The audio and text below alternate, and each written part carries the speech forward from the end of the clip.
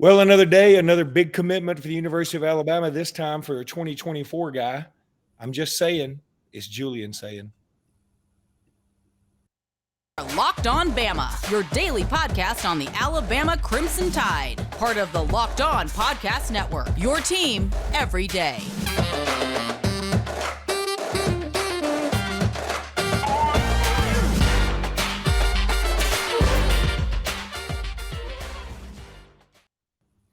Hey, everybody, and welcome back into Locked On Bama. Luke Robinson, that's me. Jimmy Stein, that's him. Jimmy, how are you today? I am thrilled. You know, the younger Jimmy, feels like 2 decades ago. I used to, whenever we'd get a commitment from a big time kid, I used to practically throw a party. I was really into it. And it's one of the things that the Saban era, it hasn't diminished how excited I get when I realize the impact of these things. But, you know, Julian Sayin is very likely to be a 5-star at some point in this process. And, it's like adding another 5-star has just become like, well, we do that 6, 8, 9 days a year now. Yeah, that's so true. First of all, this episode is brought to you by LinkedIn. I'll talk about LinkedIn in just a bit, but that's so true. You know, it has become old hat in a sense, but God bless, we need that hat, because the day when we quit getting superstar commitments is going to be a day that's going to be a struggle for all of us. But Julian Sayin is a guy we've been talking about for a few days now. It certainly has been seeming like he was leaning towards Alabama. As I sort of get straightened up, I looked crooked there, so I'm going to get straightened up. So it looks like he's been leaning to Alabama for a while, at least for a week. And he makes the commitment over to LSU in Georgia, and it's a big one. So, Jimmy, just tell us about this kid. Well, I mean, here, I'm going to tell you why I like him, and then at the very end, I'll tell you why I really like him. And I just wrote this up on the message board a while ago. So sorry if this is repeating myself for those of you who read it, but I really like him because he's athletic. Not that he's athletic in the Michael Vick sense. No, he's athletic in the sense that this is an above average athlete for the quarterback position. He's athletic in the more, I would say more athletic than John Parker Wilson, less athletic than Bryce, but you know, in the ballpark of an athletic kid. He's just so good from the pocket. You don't really see a lot of his feet, other than buying himself time in the pocket and using his feet to manipulate the pocket. He's a real advanced kid. Another reason I like him. This is a polished kid. I had no doubt before I knew this for a fact that he had a private coach. This is not a kid that just shows up during his high school season and says, hey, coach, how do I do this? What do I do? No, this is a kid that is trained by a good coach year round. He's very polished. He's a mature player. He has a good arm. He doesn't have hey, let's not kid ourselves here. He's not going to be this, he throws it through the car wash and the ball doesn't get wet guy. That's not who he is. He's more of a passer than a thrower. And by that, I mean, he'll change arm angles. He'll change velocity. He'll change arc. Those are pitchers. Those are Greg Maddux. It's not Randy Johnson fastballs. He's smart. Hey, and I like this, proven against big time competition. My understanding is he not only plays in a large classification in Carlsbad, California, he plays against premium athletes. This is a kid that lives, for those who aren't familiar with California geography, he plays in North San Diego County. This is a kid north of San Diego and south of Los Angeles. So it's very urban, tons of really good athletes in that area, high premium Southern California football, sort of like Bryce. He's also very bright. He's ambitious. Hey, when you're the number one prospect in California, you're the number one quarterback in California, and you're like, where do you want to go to school? And you're like, I want to go play for the best program in the country. And they're like, that's Alabama. That's a whole other side of the continent. But he's like, I don't care. That's a driven, ambitious kid. He could have stayed much closer to home and played for a good program. Look, I'm an Alabama guy, but I know college football programs. And let me tell you, USC, UCLA, other schools in the Pac-12, Washington, Oregon, to say nothing of the schools he has to fly over to get here. The whole Big 12. How about Texas and Oklahoma, who'll be joining the SEC? I mean, this kid's like, hey, I want to go play for the best coach of all time. That's at Alabama. He doesn't even blink. He's like, hey, that's where I'm going to go. So those are the traits I like, which is a lot, right? But there's a reason I like about him even more, and that's this, because you can't help but make the comparisons because they're from the same corner of the world. Basically, every word I used to describe Julian Sayin, I would use to have described Bryce, 3 or 4 years ago when he was a prospect, about the athleticism, about the arm talent, about the ambitiousness, about the intangibles, about playing for a good program against other premium high school programs, the year-round training. And by the way, if you think I'm just an Alabama homer here comparing him to Bryce, Andrew Bone talked to the guy who trains Julian Sayin. He also happens to train Bryce Young and Malachi Nelson. And this guy told Andrew Bone, Julian Sayin can be better than all of them. So there's a lot of reason to be excited here. For those who just look at nothing but the rankings, that's crazy early. I mean, it's literally like asking Mel Kiper right now, Mel, give me your top 5 in the 2024 draft. Not the upcoming one, the draft after that. How accurate do you expect Mel Kiper to be? And you shouldn't hold the recruiting ranking people to a higher standard than Mel. You should actually hold them to a lower standard. There's less information about high school kids who change dramatically week to week, unlike the college kids. So I'm just saying, don't label him where he's ranked today. The rankings on Julian Sayin, I mean, look how far away next season at Alabama is, Luke. Like, doesn't the 2023 season right now feel like it's a decade away? Julian Sayin's not even going to be on the team. He's a whole year away from being on the team from there. So, there's a lot that's going to have to shake out. And when I say all the time about, let's say he'd committed to LSU, I'd have been right here telling you guys, well, this recruitment isn't over. It's not over. He says it is. I believe him. I believe he believes it's over. But let's see what happens if there's a change at OC. Let's see what happens if there's a change in head coach. There's just a long way to 2024. Want to talk a little more Julian Sayin and maybe a little more recruiting when we get back. And in the third segment, we're going to talk about the college football rankings, which were debuted last night. Certainly have some comments on those. But right now, I want to tell you about LinkedIn. These days, every single new potential hire can feel like a high-stakes wager for your small business. You want to be 100% certain that you have access to the best qualified candidates available. That's why you have to check out LinkedIn Jobs. LinkedIn Jobs helps you find the right people for your team faster and for free. We use them at Robinson Iron. We use them at Satterfield. I'm sure you use them. If Jimmy had a company, he'd use them. It's so easy. All you need to do is add your job in the purple hashtag hiring frame to your LinkedIn profile to spread the word that you're hiring. Simple tools like screening questions make it easy to focus on candidates with just the right skills and experience so you can quickly prioritize who you'd like to interview and hire. LinkedIn Jobs helps you find the qualified candidates you want to and helps you do it faster. Post your job for free at linkedin.com/lockedoncollege. That's linkedin.com/lockedoncollege to post your job for free. Terms and conditions do apply. Got to read you this quote from Sayin. Says, this is actually him. Bryce Young is about to be their third straight first-round pick, and that's pretty impressive. My family actually talked with Bryce and his family, and they told us a lot of what others told us, that it's hard there. You have to compete every day, but honestly, I can't wait. I'm someone who likes to be coached hard. I don't want it to be easy. I can handle toughness and discipline. I'm very confident in my ability to get in there and compete, and the coaches made it very clear that the quarterback position is going to be wide open when I get there, and the best man always plays there no matter what year he is in the program. And he also said one other thing. I talked to a lot of people about this decision, and they all said the same thing. It's not always going to be fun, but there's a lot demanded of you, but it's worth it in the end. Oh, man. I mean, that's like – it's like Nick Saban made him say that. It's so Saban-esque. It's beautiful. It's poetry.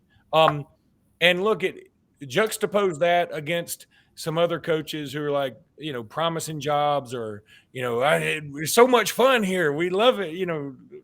Saban's just real.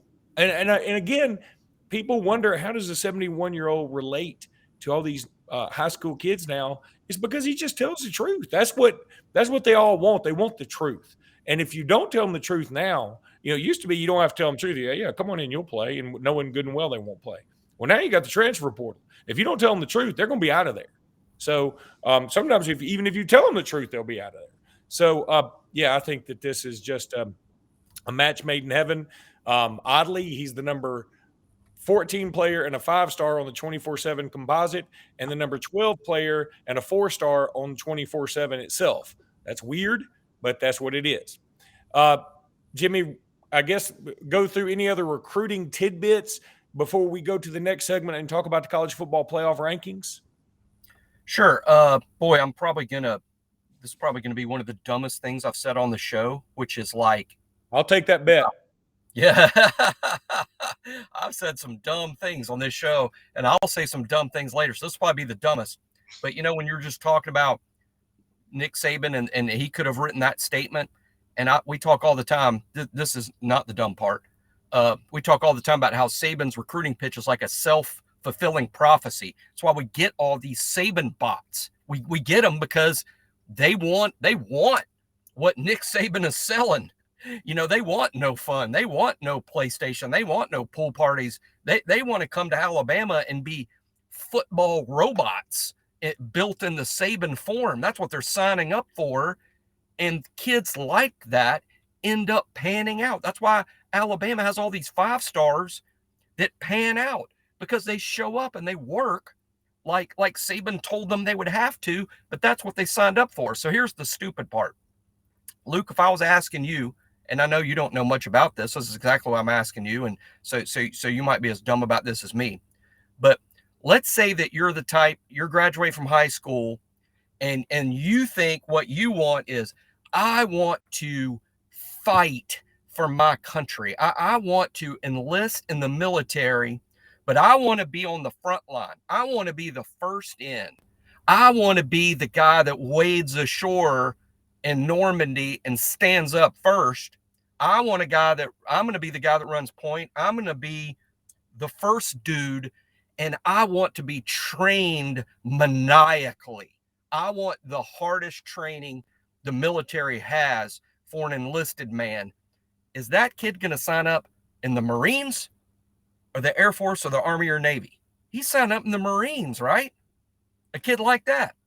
And and I'm not saying the Army and Navy and Air Force doesn't have tough guys. Of course they do. But I'm saying that that's what the Marines are pitching. And the kids that sign up to be a Marine, that's what the Marines are getting, because they've made it clear, hey, this is what we're looking for. And kids that fit that profile, like, hey, that sounds like me. I want that. And that's really, to me, what Saban is he makes it clear to these guys what it is. It's hard. It's not easy. It's a ton of competition.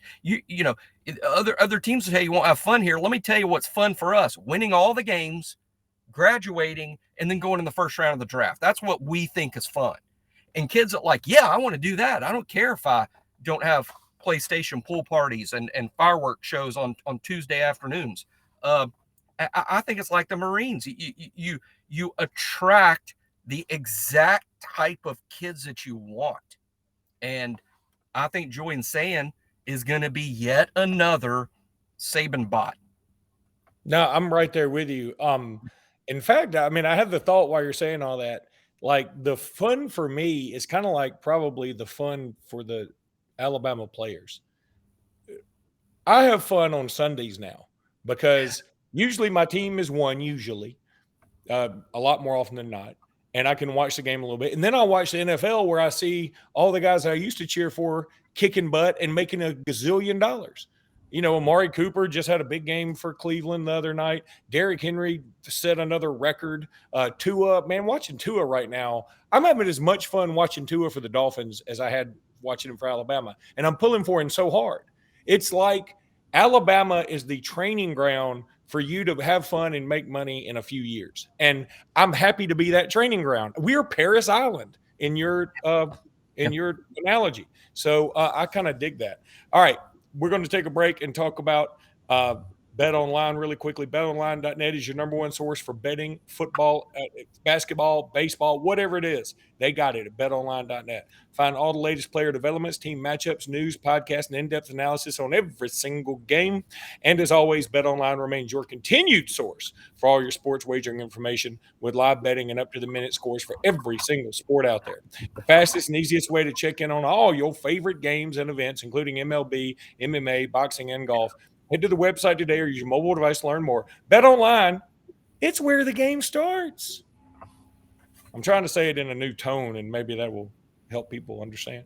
All right, college football playoff rank. BetOnline has cool odds on who the next Auburn coach will be. So if you want to bet on who the next Auburn coach will be, go to BetOnline. They got some cool odds over there. And frankly, I think there's guys lower down the list with higher odds that are more realistic. I think you can go over there and nail the Auburn coaching search and make you some money. Yeah, look, everybody's talking Deion, everybody's talking Lane. Lane is he's gotten to be just brilliant. I mean, he's like trolling Jimbo. He's defending Saban. Somebody asked him about the Auburn job. He said, "I think Deion Sanders would be perfect for that." I mean, he's just gotten to be hilarious. What a personality. I don't want Lane over there just because I think Lane is cool. I don't want Deion over there because I do think he could bring in some recruits. I don't know if he can coach. I'm not super scared of either one of them, but I am to the point of, I sort of hope they do what Auburn does, but I don't know what that is. We'll just have to wait and see. I don't think it'll be Lane, but I mean, in terms of anybody wants advice on who to bet on, I mean, I don't think it'll be Lane, but it could be Lane. It could be. I'm not telling people it's not. I don't think it will. And Deion, I think the same thing. I don't think it will be D. It could be, but I don't think so. I'm more today. Today I'm feeling Jeff Grimes. I was going to say Jeff Grimes too, but we'll talk about that another time. College football playoff rankings. Jimmy, let me just give you my quick thoughts. Number one, the righteous indignation coming from guys like Tim Brando, who Tim, man, give it up, dude. Seriously, it's just gotten to be pathetic how, man, he just dogs the playoff committee, dogs them. Without ever saying he criticizes, but he doesn't give us his four. Okay, Tim, who's your four? Who did they make? You say every year they screw it up, but he never says who he'd put in. That's an easy criticism. It's easy to say they got it wrong. Well, then what's right?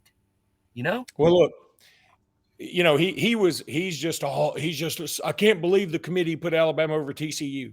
It's not that big a deal. I mean, I'm fine. Frankly, let me tell you something. I do think they messed up. Number one, I would have put Tennessee number one. They did that right. But I definitely would have had Georgia too, and here's why. Yep. Number one, it makes it a 1 versus 2 matchup, and we can say, well, we're just doing this all in the interest of fairness and whatever. That's BS. First of all, Georgia probably deserves the number 2 spot, flat out. They have a better win than Ohio State does, and that's not even debatable. The 49-3 win over Oregon, who's no question. It's not even close. Question. So, and the defending national champs. So I would put give you Georgia a 1 versus 2 matchup. The nation's enthralled. Ohio State's 3, and here's the thing. Because if Georgia wins this weekend, guess what's going to happen? Georgia goes to 1 anyway, and Ohio State stays at 2. So if you had made Georgia 2, then what you could do is put Ohio State 2 next week and drop back whoever lost this game. Do you see what I'm saying? Yeah, I do. So that makes a lot more sense. The Clemson thing at 4, I had a lot of people on Twitter complaining, like, Michigan deserves that. First of all, Michigan's schedule is bunk. Clemson's in a lot better. But everybody was saying Michigan would wipe the floor with Clemson. I don't know about that. And frankly, if you're going to get upset, here's what I would do. And this is where I'm not even agreeing with Tim Brando because I think he's always wrong. But I would put TCU at 4. If you're really debating Michigan, Clemson, well, what I do is go, TCU is undefeated and they have better wins than either one of these two. So why don't you put them there? Then you get rid of the angst. And you can put Clemson at 5, Michigan 6, and then put Alabama 7. I'm fine as an Alabama homer and lover. I'm fine with Alabama at 7 because if we win out, we might be number 1.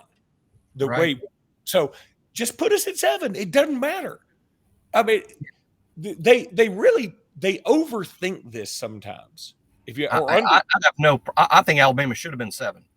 And not because I think Alabama's the 7th best team. I just think based on what's happened this season, it would have been fair to put TCU ahead of Alabama. And I'm for that. But at the same time, those griping that TCU should be ahead of Alabama, I would be real curious to know where those people's money would be if this weekend Alabama played TCU in New Orleans on a neutral field, and it was for a spot in the playoff. Bryce Young and Alabama versus TCU. For all those who are screaming that TCU should be ahead of Alabama, who's better? And show me with your money.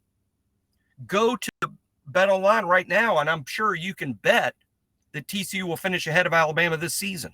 If TCU's better than Alabama, then go bet your money on it. Go put your money on that TCU will have a better team than Alabama, or will finish higher than Alabama will this season.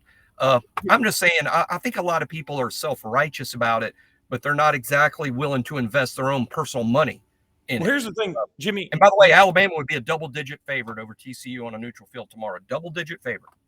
Right. And here's my thing. This is where, like, a guy like Brando, it just feels like he's looking for clicks because, and same thing with Danny Cannell. If you just said, hey, look, I would have TCU above Alabama, I can go, yeah, to tell you the truth, I would too. I'm a huge Alabama fan. I am a gump of the gumpest proportions. And I would do that too, because I think that's probably right, because it doesn't really matter, because Alabama, if they win out, they're in. So and they have to win out. Alabama's already in the playoffs. So I think if we just said, yeah, that's okay. I mean, I'd probably flip-flop those two instead of, this is egregious.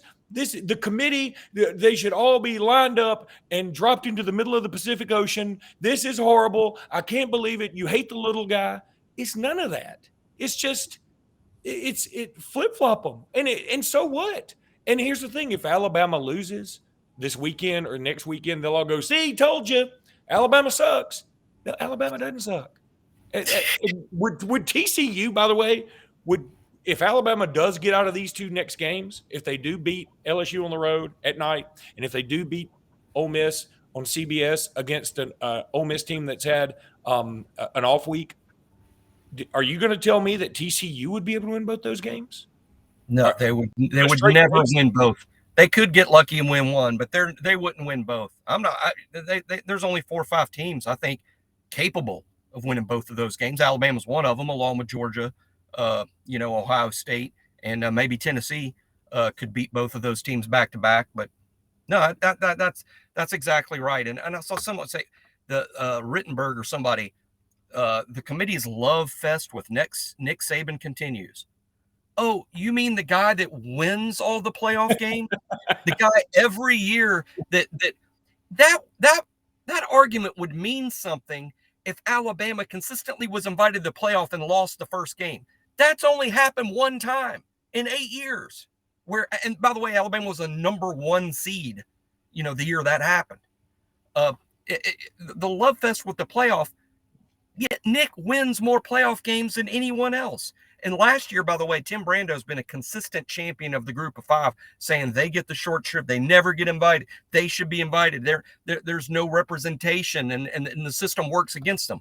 Well, Tim, they did get invited last year, and they played Alabama. And frankly, while it wasn't 50-0, Alabama toyed with them the game and got out, and it wasn't very close. We toyed with them. No, we really did. We just sort of screwed around with them for a while.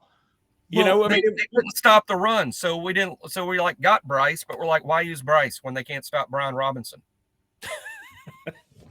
All right, buddy, that's going to do it for today's podcast. Tomorrow's podcast, which will be out kind of early too, is a crossover episode with the great folks at Locked On LSU. So check that out. That'll be out tomorrow. But tonight, subscribe and do all those things. We love you guys. Thank you so much. Appreciate y'all for watching and listening. Y'all the best. Roll Tide, Jimmy. Roll Tide. Roll Tide.